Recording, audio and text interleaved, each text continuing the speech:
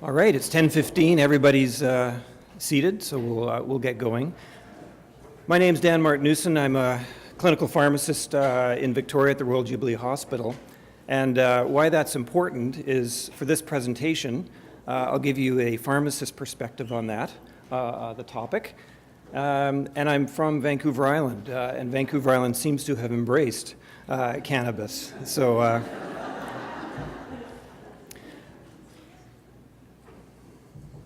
So as far as disclosures, none to declare.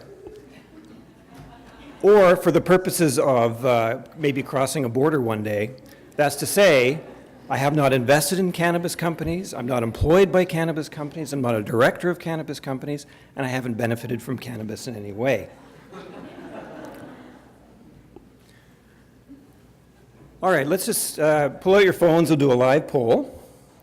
If asked, I would tell my patient that cannabis is effective and safe. It's something I really don't know much about. It's awesome, and you should try whatever the strain they should try. Might help, but I'm not so sure. We should discuss this more.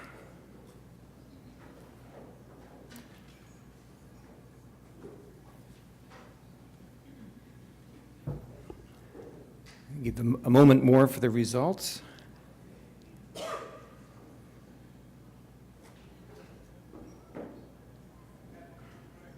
Okay.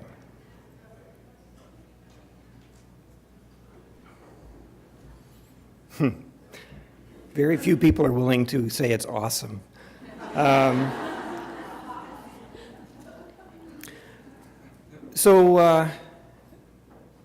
you for your honesty. We'll see if we can change the needle on B there for the rest of the presentation. Let's see. Close this. So today, I hope you can understand cannabis routes of administration, plant types, and dosing. Determine when cannabis may be a benefit or not in select patients. And I want to, in the framework of this afternoon's presentation on the serious illness conversation, I'll frame this in that perspective that I wish I could give you a 6x6 grid of the symptom that our renal patients have and what route of administration, what plant type or variety of cannabis would be effective, and what dose. I worry if I did that, you would think it's actually evidence-based, because it isn't, not yet. And on that matter, I hope at the end of the presentation, I'll present a study to you which is a way that we may get there. We may understand to produce that table for our patients. So I'm going to give you a bit of the history of the plant, and I'm very interested in the origin of words and names, so I'll throw a bit of that at you. We'll go over some of the pharmacology, the evidence, current legislation, some dosing tips, and again, the hope for the future. So the origins of cannabis, surprisingly, 12,000 BC in Central Eurasia, and it was primarily used much in the same way that our First Nations peoples used cedar on this coast. So it was used for clothing, for fabric, in fact, for paper, early paper from hemp. Hemp is what's referred to as the plant that is typically, it's a highly regulated plant. Various countries will allow 0 THC or CBD content, but it certainly can have that. Up to the year 2000 BC, it was distributed widely around Eurasia. And in fact, they've discovered in caves, shaman, perfectly preserved with cannabis flowers in their bags. So there's evidence of a psychoactive use of hemp going quite far back. You'll notice that North America, hemp was introduced, or cannabis was introduced in the early 1900s, and it was largely again, for the fiber in the plant. So it was seen that perhaps you can make paper from it, and the DuPont family and the tycoons of the day had large timber holdings. And it was actually from that they wanted to put a tax on hemp, on the plants. And so it was more of a business perspective that the restrictions began for hemp in North America. The word marijuana, some people say it comes from Mary Jane or Maria and Juan, because you can see the advent came from Mexico into North America, when in fact it's probably the Chinese mahrenwa, which means hemp flower seed. That probably is the origin of that. Cannabis sativa, or hemp, was first described by the Swedish botanist Carl Linnaeus in 1753. And it wasn't, and there was really no psychoactive component to the plant that he described. Sativa simply is the Latin for cultivated, so it's the cultivated hemp that he described. In 1785, this French botanist, Jean-Philippe Lamont, was given a few plants from the steppes of the mountains of the Hindu Kush Mountains in India that did have psychoactive properties. So he called it cannabis indica in homage to India, where it came from. So sativa, this is the hemp type plant, long thin leaves, light color. The indica has wide, broad leaves, a deep color. And there's a third variety that is sort of auto-flowering, and that has been introduced into the mix because that's useful to have a plant that's auto-flowering. So, question 2 on your app. When describing cannabis, I should always use indica or sativa. I should never use indica or sativa. I should just describe the chemovar. What? I should just list the levels of THC, CBD, and terpenes, whatever they are. So I'll let you answer that.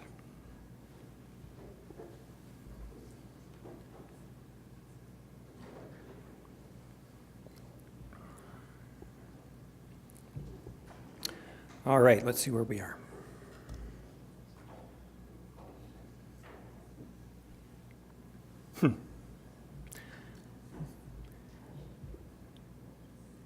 Interesting. We'll see if we can move the needle on B.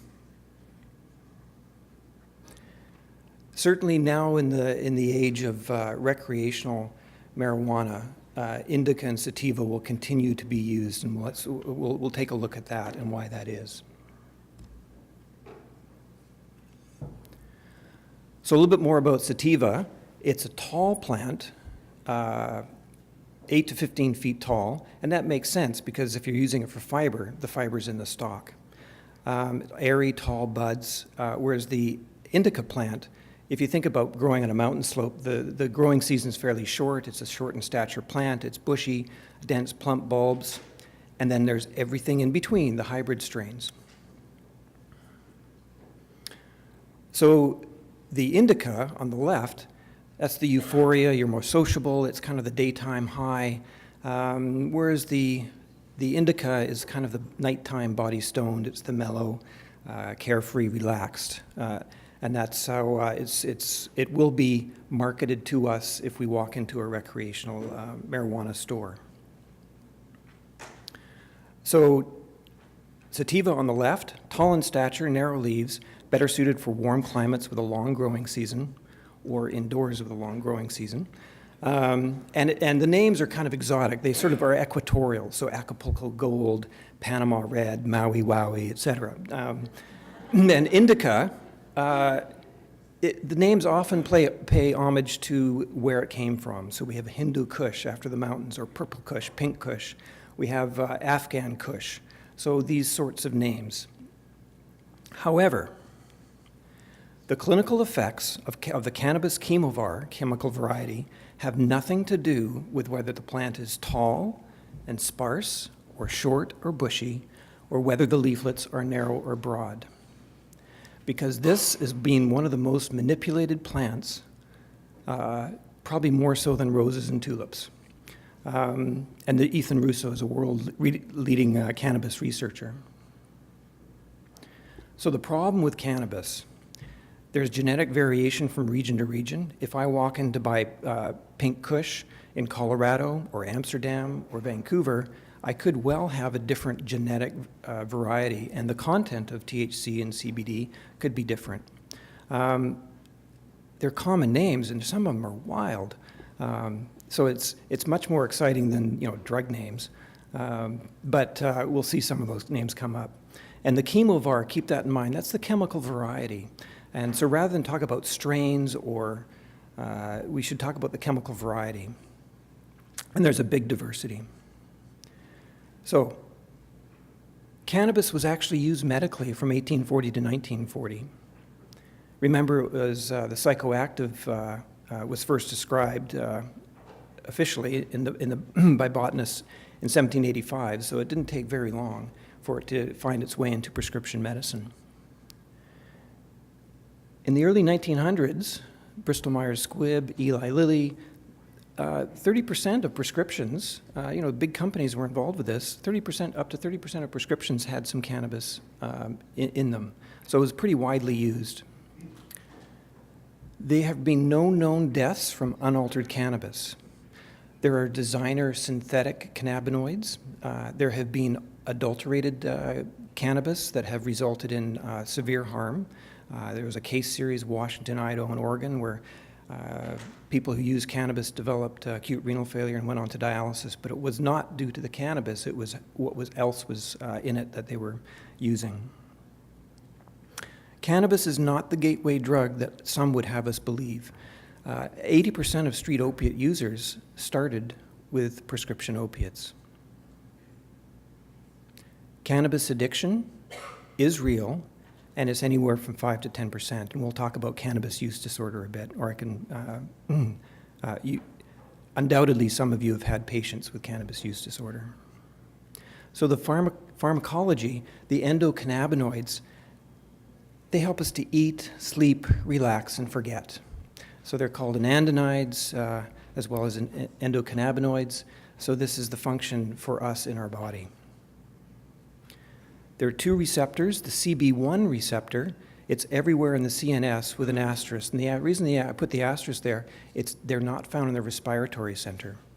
So that's why they're not lethal, whereas opiate receptors are found in the respiratory center. CB2 receptors are also in the CNS, but far fewer. They're found throughout the body, and they seem to have sort of immunologic activity as well. They're less understood. So THC, delta-9 tetrahydrocannabinol, reduces pain, improves sleep, decreases nausea, decreases vomiting, increases hunger, which is all good. It can also lead to euphoria, which arguably could be good, but also impairment. And if you're using it therapeutically, you may not enjoy that. CBD, on the other hand, is being used for epilepsy, particularly in children, for pain, chronic pain, inflammation, which, if it's got anti-inflammatory properties, may lead to reduced pain, anxiety. It's being studied currently in PTSD at UBC, and not really for insomnia per se. So this is, because I'm a pharmacist, I get to throw up a pharmacology slide here for you. So we have CB1 and CB2. You can see the distribution of the receptors in the body. And the red and orange triangles are our natural endocannabinoids. THC has a preference for the CB1 receptor, and the CBD, it's not as clear to us how that's working. On the right-hand side, you can see that the CB1 receptor seems to stop the presynaptic or the synaptic release of neurotransmitters. And the CB2 receptor, it's a bit more complicated than that, so we're not fully understanding that. And our own endocannabinoids get released from the postsynaptic terminal to come around to then attach to the CB1 or CB2 receptors. So I'm going to step away from the pharmacology. I'm going to talk about barbecuing. So you have a can of lighter fluid. You could barbecue with lighter fluid, right? You could cook your food. Likely your food would taste like lighter fluid. You'd get an uneven cook. You might think it's dangerous, but you could. And you might be the life of the party. So it's exciting. It's, whoa, flash in the pan. And then there's the purists that say, thou shalt not use lighter fluid when you're barbecuing. That changes the flavor. They're purists. However, I would, if any of us use briquettes still, I would argue that we probably would like to use some lighter fluid to get those briquettes started. And once the briquettes are started, there's a nice even heat for cooking. We don't get the flavor of the lighter fluid. And we have a really nice flavor to our food, and it's cooked well. Now, going back to marijuana, it's about the right balance. So THC is the lighter fluid, and CBD is the charcoal. So it's the ratio of THC to CBD that we are concerned about or interested in. So for instance, for anxiety, we might use a ratio of 1 to 4, and for pain, we might use 1 to 1. For a migraine, we may prefer a higher THC ratio to CBD because there's nausea and vomiting, and that's a quick onset, and we want to calm that. So we might want to have a greater amount of THC, and I'll demonstrate that in one of the studies. CBD alone may not be enough. However, in pediatrics, we do use CBD alone, and that's for epilepsy. And the doses actually can get pretty impressive for pediatrics.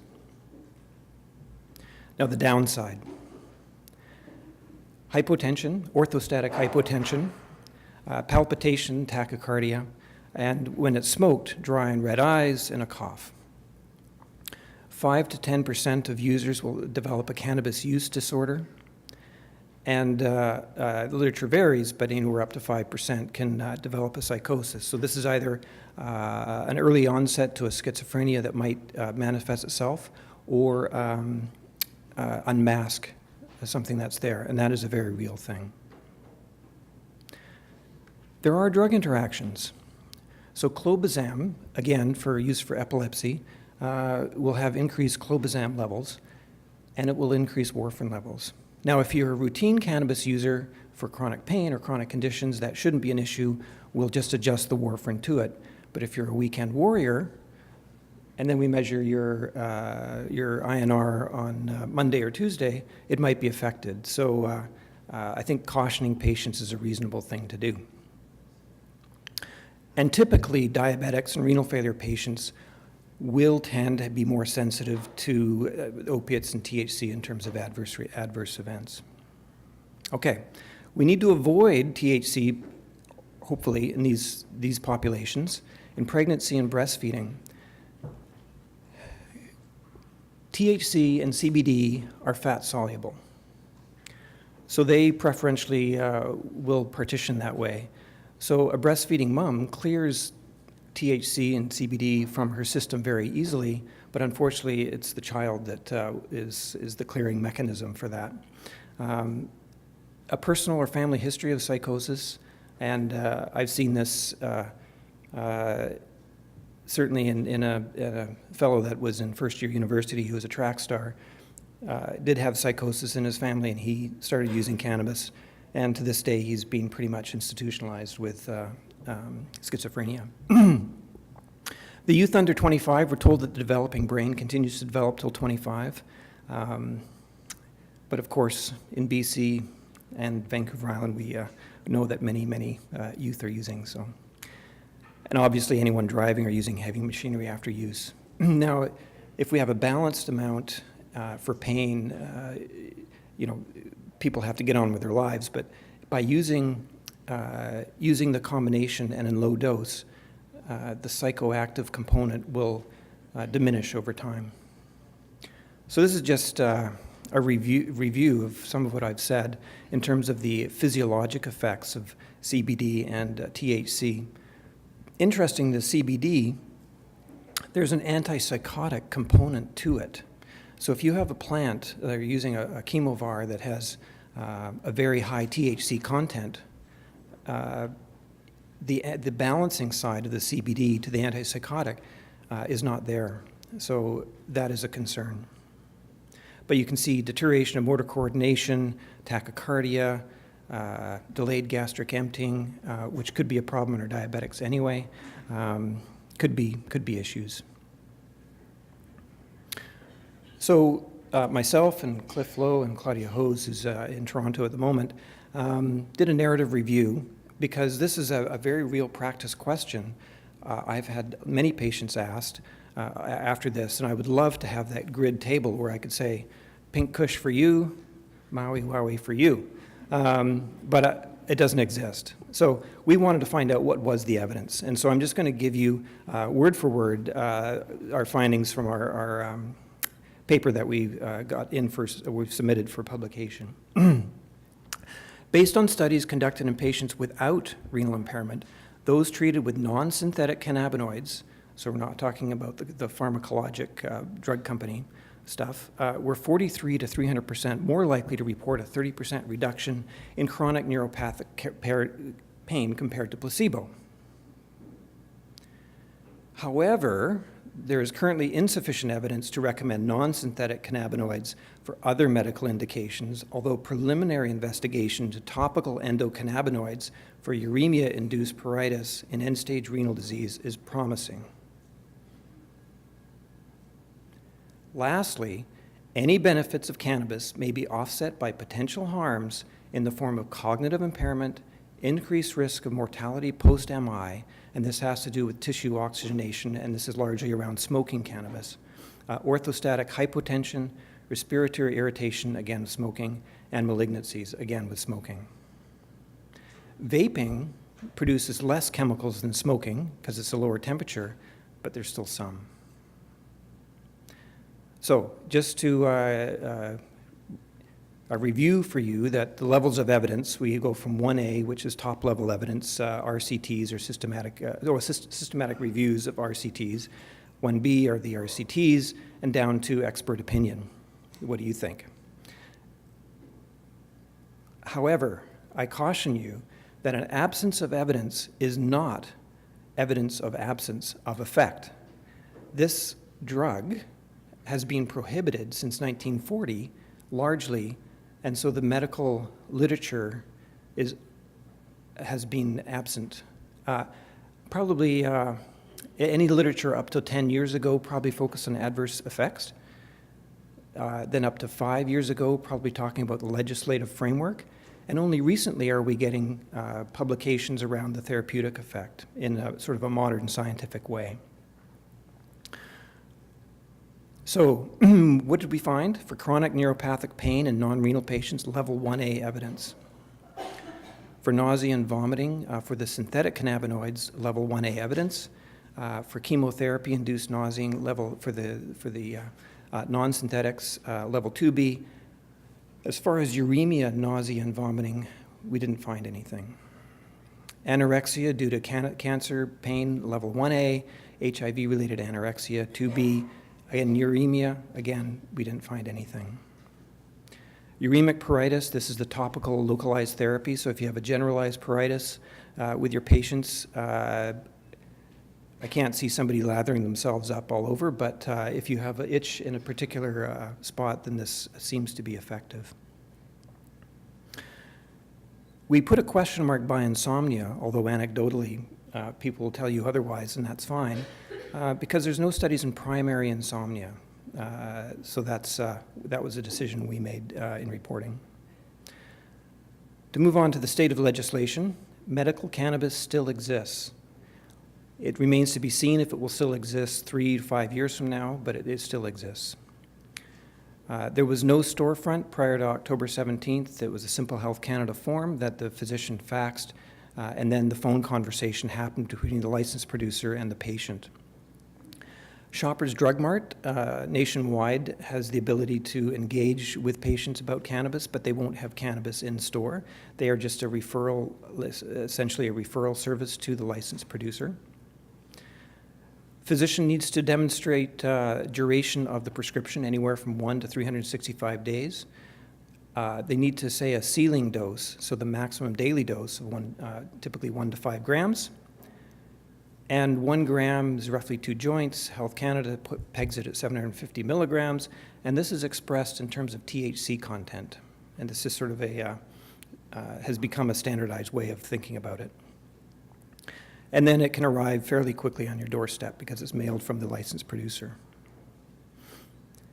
So what is new is that pharmacists can now discuss with patients, identify them, and refer them once they've been approved by to do so in Shoppers Drug Marts, the first out of the gate. It is tax deductible if there's no third-party payer. Just saying. So private insurance coverage, what about that? And this is all about medical marijuana. So Loblaw, a major Canadian company in 2017, asked insurers to cover medical marijuana. Sun Life does. If you've got pain with cancer or other severe illness, chronic illness, they will cover it. They'll cover it for chemotherapy-induced nausea. They'll cover it for spasticity of multiple sclerosis or HIV anorexia. Green Shield, Great West Life, and Manulife are considering. So Manulife is recommending to employers that they have an annual cap of $1,500 to $2,500. And Great West Life, they have an interesting approach. They're saying if we can actually reduce opiate use and we can decrease overall healthcare costs, then it's probably a valuable tool, and so they're considering. Now, PTSD and anxiety and insomnia, et cetera, if those are included, these companies are fairly nervous about that because this is literally the floodgates. So it's unsure that they'll ever cover that, but this is the landscape right now. Here's an example of the form, not so that you can read it, but it's just a fillable PDF Health Canada form that physicians can access. And again, they just identify themselves, identify the patient, specify the duration and the maximum daily dose, and that's it. So recreational cannabis, of course, is here. And I'm not going to read these out, but there's fairly clear rules. And the last one is interesting because you can prepare various cannabis products at home, such as edibles, for personal use, but they really don't want you using any dangerous organic solvents to do that. So that's not allowed, so because you could blow yourself up. But you can share cannabis with me. I can share it with you, so that's allowed. And then at home, we can have a fair amount. Just on my person when I'm out, I can't have more than 30 grams.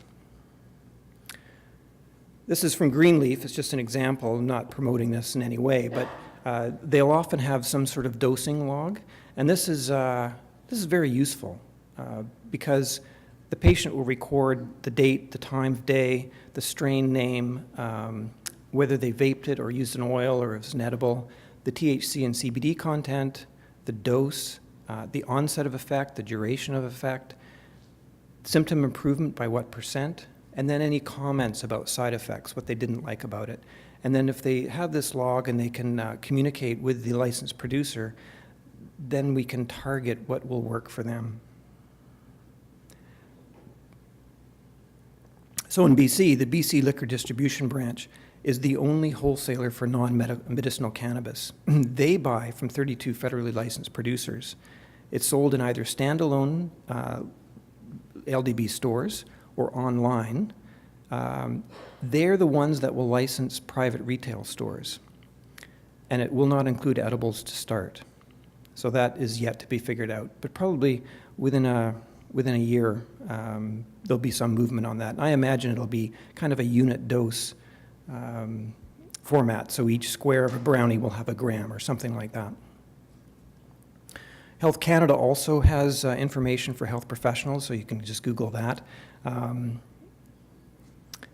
And they give tables such as this that describe 750 milligrams of cannabis cigarette. Of course, cannabis varies in its THC content, so they relate the % content to a milligram and then the estimated oral dose. The pharmacokinetics of this of THC are fascinating, and I'll go into that a bit. So it's not a direct comparison, but this is not a bad way to go about it. So if you smoke or vape THC, the onset's 5 to 10 minutes. The duration's about 2 to 4 hours. It's got rapid action. It's advantage for acute or episodic pain, such as nausea, or as I mentioned, maybe a migraine. But there's dexterity required, either rolling or using a vape. And the vaporizing might be expensive, and it's not all are portable. With oral, it's a slower onset, so that has its own problems, but its duration of action is great. And there's less odor, it's convenient, it's discreet, but the titration challenges. I've taken a dose, I have to know to wait before I take another one, so I understand how it will work for me. So here's a little bit about the pharmacology. So inhalation, there's actually 50% loss due to the air. And of course, any of us walking around Vancouver will know that there's some loss to the air. It's an air-gas exchange in the lungs. It bypasses the liver, so there's no first-pass metabolism. And the bioavailability is anywhere from 2 to 56%. For orally, it does go into the stomach. It does go to the liver first. There's a fair first-pass extraction by the liver. So the bioavailability, while you swallow 100% of it, is actually about 20%. And there's Sativex, oral mucosal products, very expensive. And that's a known quantity with demonstrated efficacy and onset, but it's very expensive. And then topically, of course, everything's variable. What vehicle you put it in, how fast it's absorbed, the temperature of the skin, et cetera, et cetera. So smoking, just to underline a couple of points, combustion 600 to 900 degrees Celsius. That produces a lot of toxic chemicals, not unlike smoking tobacco. And again, 30 to 50% is lost to side stream. For orals, there's convenient, accurate dosing. And the brownies and the cookies may be more difficult to dose. It's all in the mixing, so hopefully plenty of time is spent mixing the batch before you bake it. And then there's also tinctures and lozenges and gummy bears, and oh my goodness, who knows what we're going to be presented with. So a few clinical pearls. Start low, go slow, and stay low. This will reduce the fatigue, the tachycardia, and the dizziness, and it promotes tolerance to the psychoactive effect. For medical benefit, probably a higher CBD content and a lower THC content. Patients typically use 1 to 3 grams a day, and under 5% will use more than 5 grams a day, unless maybe you're on Vancouver Island. So for chronic symptoms, typically we'll use long-acting PrEP, so the orals. But if for a migraineur, they might want to have the vape handy to when they get the oral, that they can take that to offset. Hemodialysis does not appreciably remove THC, CBD, or the terpenes. A number of you might think, I've got a patient who's a regular user, they come in and they go squirrely and they have to leave after a while because the THC is being dialyzed out. No, they smoked an hour before they came in. It only lasts for 2 or 3 hours for them, and they go squirrely because they need more, because they have cannabis use disorder. Oral dosing. So here's some tips. Day 1 to 2, start off with 2.5 milligrams of THC at bedtime. Or if they're elderly, frail, comorbid conditions, you might want to start off with 1.25 milligrams. Day 3 to 4, you can go up to double that at bedtime. And day 5 and 6, you keep on kind of increasing it every 2 days till you get satisfied with your symptoms, or you're not tolerating it anymore. And the CBD dose, as this, you can express it this way as well, 5 to 20 milligrams daily divided BID to TID. But in seizure disorders, doses of up to 2,500 milligrams have been used. So CBD alone seems to be extremely safe. Another way to go about it, you have the THC daily, as I described. And then we go just to BID dosing, so same dose but BID. And we titrate it up again till we get satisfied. Now, when people are getting up to more than 20 to 30 milligrams a day, obviously increased adverse effects, increased tolerance, so there's probably limited reason to go anywhere near that. So for inhalations, variables that make it harder to dose: size of the chamber, depth of inhalation, breath holding, temperature of incineration. And for the pharmacists in the audience that we've tried to teach people to use inhalers, we know all the issues around that. And so there's a lot of variability with vaping or smoking. But patients should inhale once, wait 15 minutes, then once each 15 to 30 minutes until the symptom control is achieved, so to get to know it. So if you're vaping, you might turn the vape off, or if you're smoking, you might want to extinguish and then light it up again. What about terpenes? I mentioned that. So here are some terpenes. They're not unique necessarily to cannabis. Some are, but you can see that there's some pharmacologic activity to these terpenes. So, oh my goodness, it's like three-dimensional chess in Star Trek. Like we've got THC content, CBD, we've got multiple roots, we've got terpenes. Now we've got to figure that out. So how do I create that table for our patients, what they can use?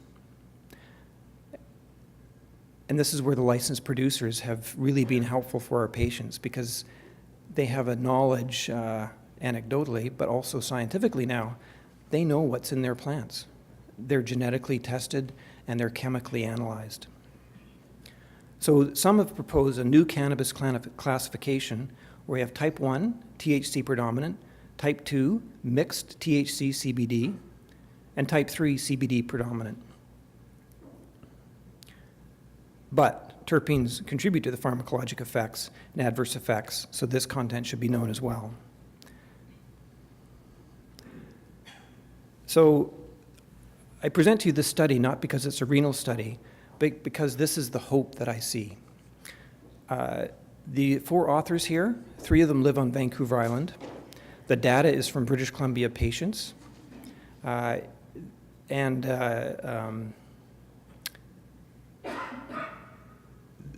company for which one of these people is affiliated with is based in Nanaimo, and they have been involved with UBC research on PTSD. So this is a new publication. This is kind of the early days, but it's exciting. So they did an electronic survey of medicinal cannabis patients, theirs. They recruited over 2,000 patients in 2 days.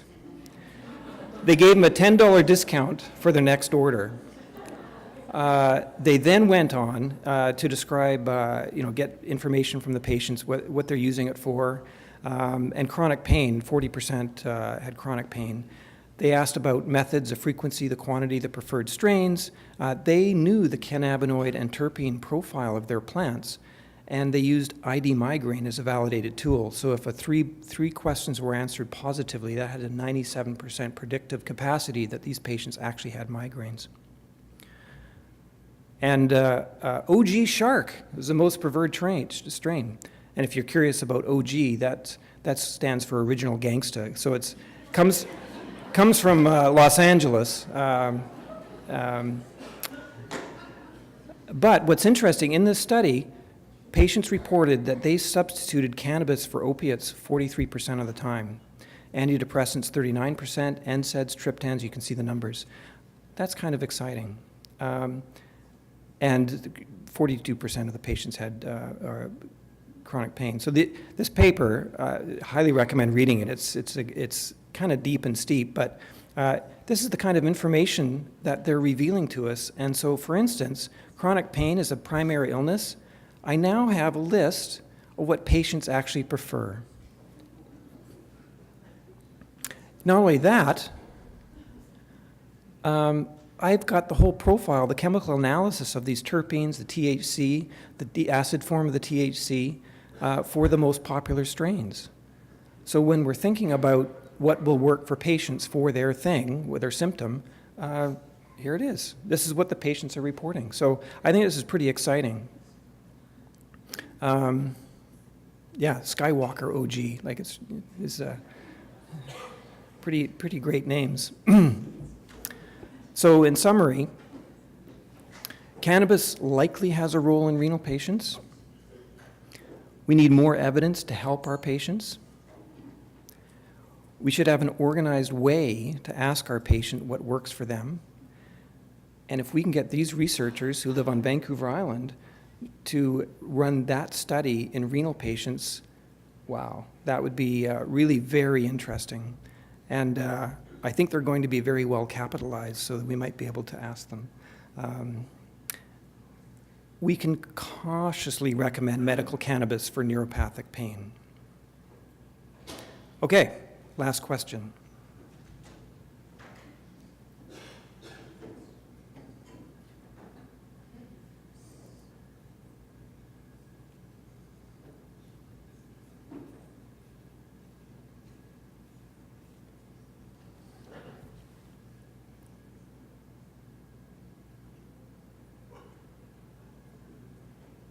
Are we ready?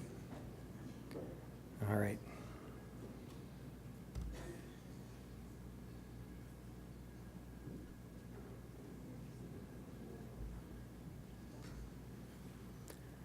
I agree.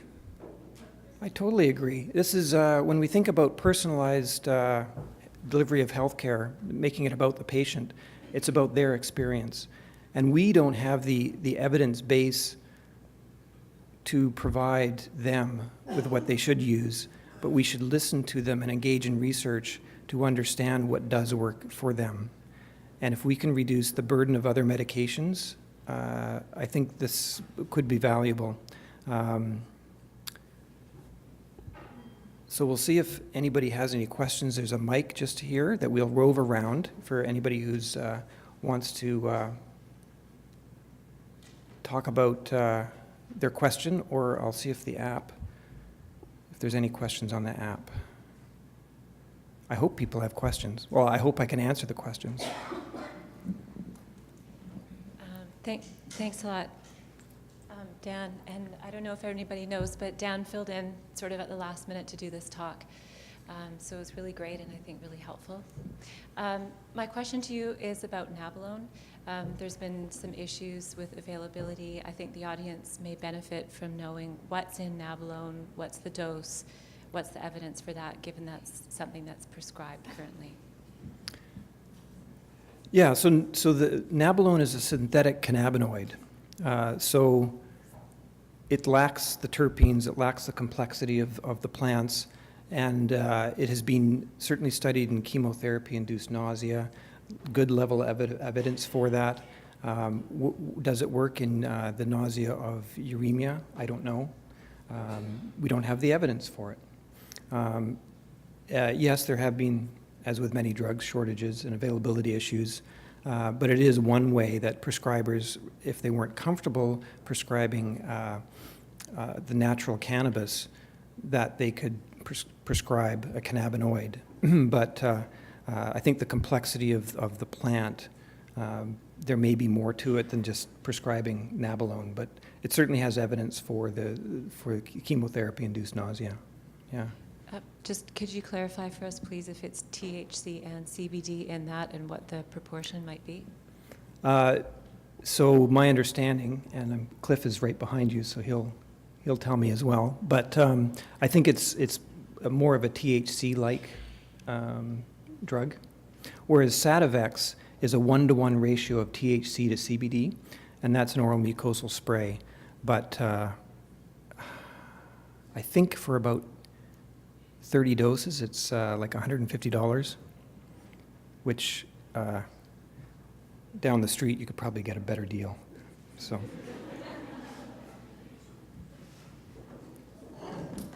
what's a few questions? What's the best resource out there for medical professionals?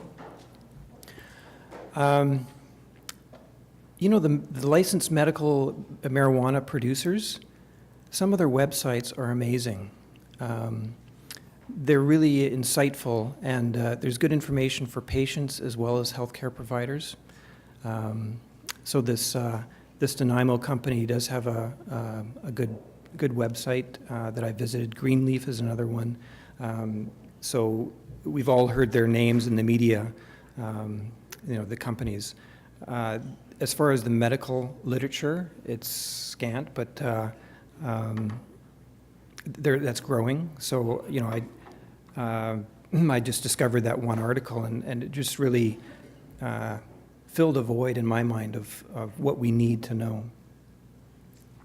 Can we have this PowerPoint for staff education? I suppose it's available on the website? Should be.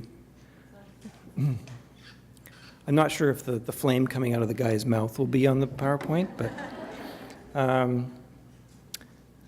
what are the infectious disease implications for homegrown cannabis? Interesting.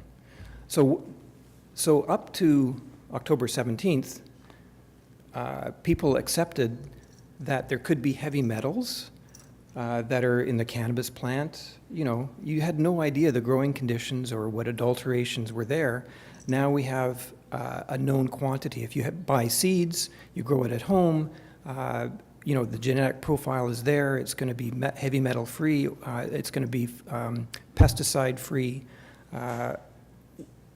So with the infectious disease complications, you have to, if you just took a cannabis plant and made a salad and ate it, or a tea, well, maybe a tea, but not so much. You have to dry the flower or burn it or heat it because you want to change from THC to the acid form, which is going to give you that benefit. So you're drying the bud, and so it's not like it's going to, I guess it could get moldy, but if you're drying it, it shouldn't, right? So maybe mold issues. Have you read Cannabinoid-Based Drugs as Anti-Inflammatory Therapeutics? Thomas W. Klein. What are your remarks or opinion about it? I haven't, but I might. But certainly there's anti-inflammatory aspects to the CBD, and that's kind of exciting that people are, as we've seen in the study, people were able to move away from NSAIDs, which as renal clinicians, that's kind of cool.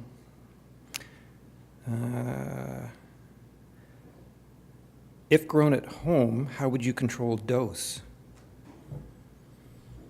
Yeah.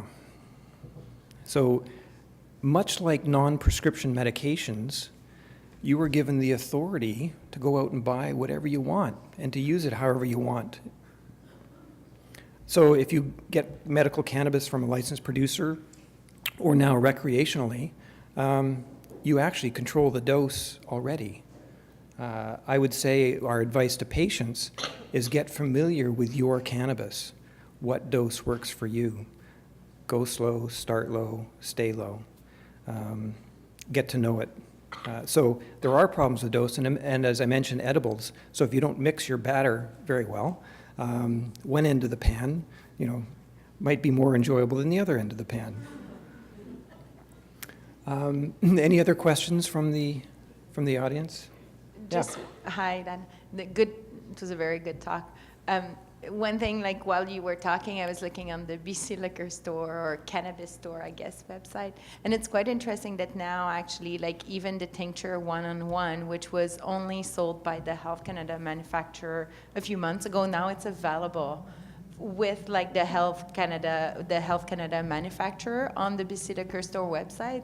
So I think that like rather than going to the pot shop where you don't know what the patient are getting and like you don't know if there is pesticide or mold that are in these simples, that they're doing, like the Health Canada is actually controlling for all of these factors. And so you can actually, and they tell on the Health Canada website, like what are the manufacturers, and I have to say like I've looked at some of the manufacturer websites and they're really well done and very informative. And so like you could probably refer your patient to that website and for them to get it. It's not cheap, but yep. So again, I'm not promoting any one licensed producer. The company Nanaimo, that they're quite engaged with research actually, so they engage with UBC and now University in Southern California around PTSD, is Tilray. And you've probably heard about them in the news. So their website is very informative, I found. Thank you very much for your talk. It was very interesting.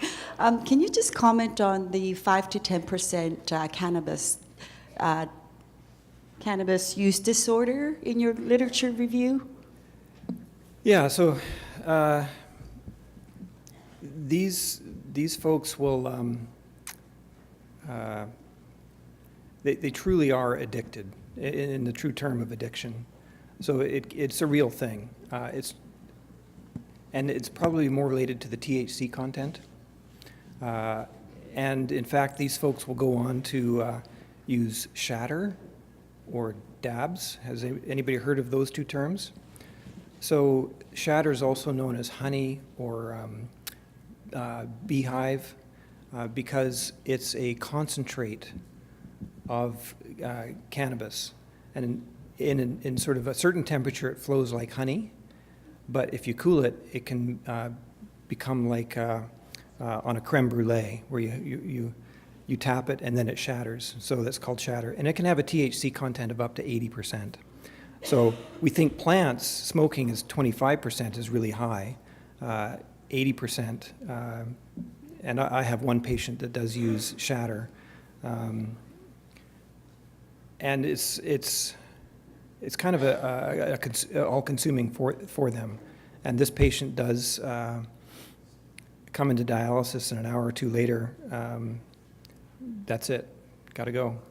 So I'm not saying it, certainly not everybody, but we should know it can happen, and we can identify patients and maybe refer them to counseling or addiction services. That's why I was surprised that the addiction rate is 5 to 10% in the literature. Yeah. I would assume that it would be higher. Why? I don't know. That's just what's in the literature. I don't know. Maybe some of us have tried smoking in the past, but we didn't get horribly addicted to tobacco, even though it's horribly addictive, right? I don't know. Any other questions?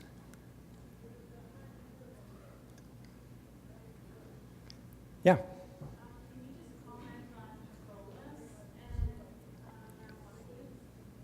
Can I comment on tacrolimus and marijuana use? No, I can't. The THC, cannabis, does, as I say, it's first-pass metabolism. So it affects the CYP450 enzyme, and there's two enzymes in particular that it will affect. And it's conceivable that it will interact with tacrolimus, but we didn't see that in the literature. Again, a lack of evidence doesn't mean there isn't an interaction. As we study this more, maybe we'll find more interactions.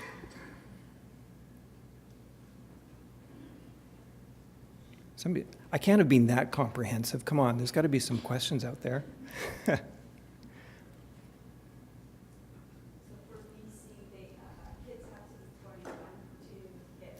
No, I didn't. Actually, I think I omitted that slide about the actual rule. It's 19 in BC. So then when you said it's not recommended or avoided Yeah. under 25, Yeah. it's just That's our advice to them. Just like people shouldn't smoke cigarettes, but they can.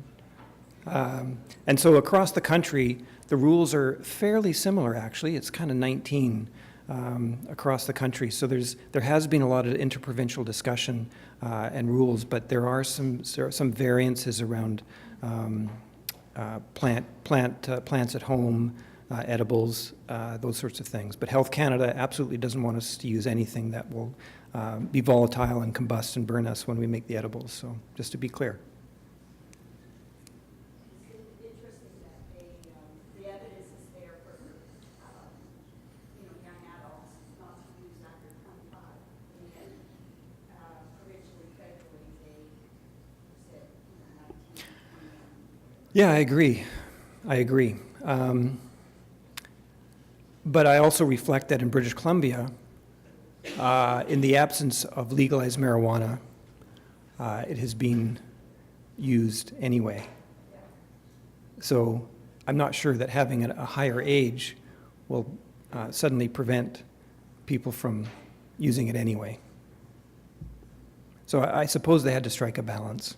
Let me just give the messages to the young adults that recreationally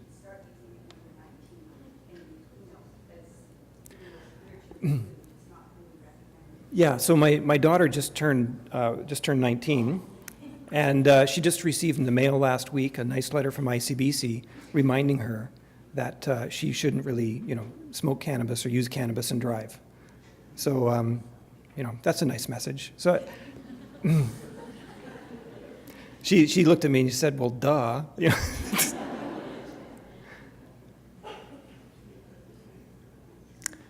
All right, I guess that's it.